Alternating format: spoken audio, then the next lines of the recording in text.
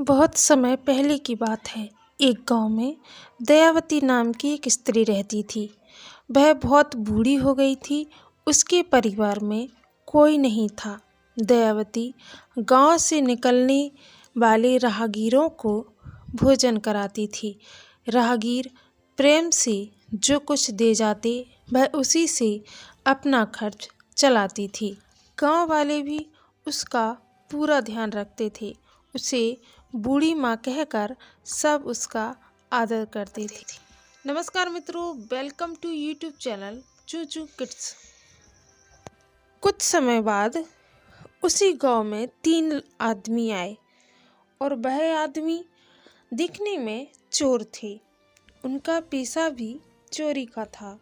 वह गांव में घूमते घूमते देख रहे थे कि भूख के मारे हमारे लिए कौन सी जगह भोजन मिलेगा, और वह घूमते घूमते बूढ़ी माँ के दरवाजे तक पहुँच गए। झोपड़ी के अंदर उन्होंने देखा कि बूढ़ी माई सो रही है। एक बार रात में बूढ़ी माँ अपनी झोपड़ी में सो रही थीं। अचानक कुछ लोग झोपड़ी में घुस आए। उन्होंने झोपड़ी का कोना कोना छान मारा, पर उन्हें आटा, दाल और कच्चे चावलों को छोड़कर कुछ नहीं मिला। वे थक हार कर वहीं बैठ गए। आज तो भूख से जान ही निकल जाएगी। खटपट सुनकर बूढ़ी माँ की नींद खुल गई। उसने कहा, उनकी बात सुन ली और वह उठकर बैठ गई। वे चारों बूढ़ी माँ को जगह देखकर चौंक गए। वे समझ नहीं पा रहे थे कि भागे या रुके।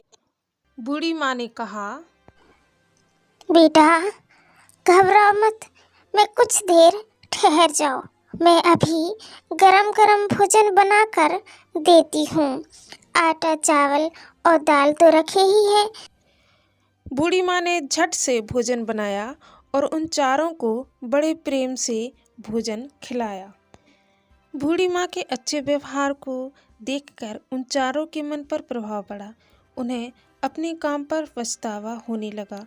वे बोले, बूढ़ी माँ, तुमने हमें भोजन कराया है, इसलिए लो, ये पैसे रख लो।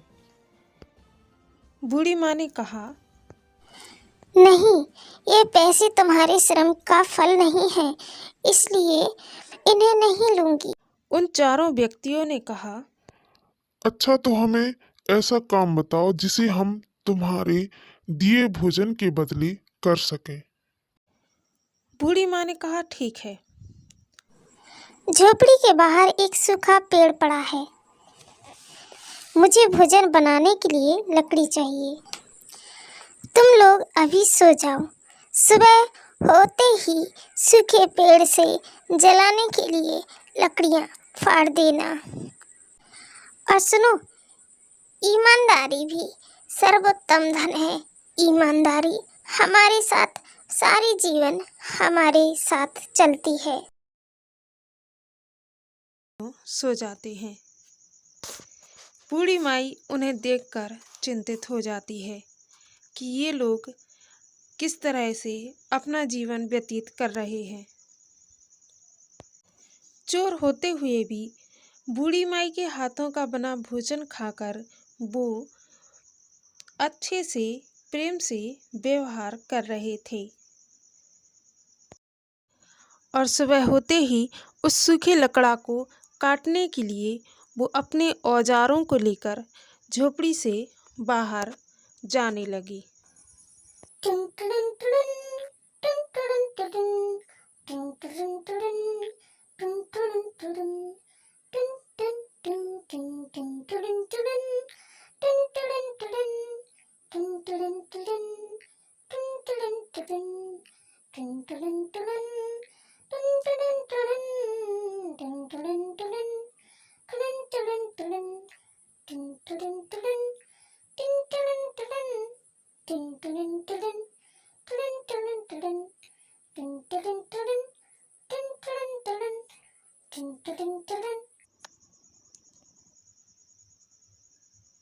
और वो लकड़ा को फाड़ने के लिए जुट गए। उनके शरीर से पसीना बह निकला।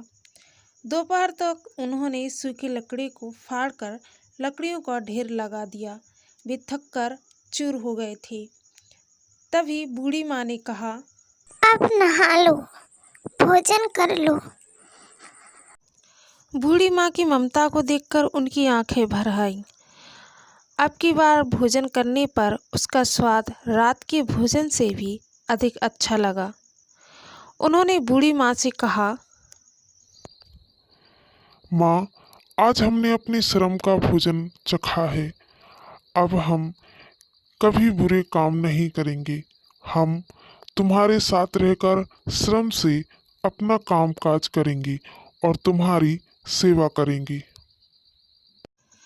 और इस तरह से वो तीनों चोर सुधर गए और बूढ़ी माँ के साथ बूढ़ी माँ की झोपड़ी में रहने लगे। उनका कामकाज करते, उनकी आज्ञा में चलते और अपनी माँ की तरह सेवा करते। प्रिय दर्शकों, आज की कहानी आपको पसंद आई होगी तो एक लाइक कीजिए, चैनल को सब्सक्राइब कर लीजिए, बेल आइकन दबाना बिल्कुल ना भूलें। कमेंट करके हमें बताइए कि आप अपनी दादी, नानी, बुआ दादी की सेवा करते हैं कि नहीं। अगली वीडियो तक स्वस्थ रहिए, तंदुरुस्त रहिए। जय हिंद, जय भारत।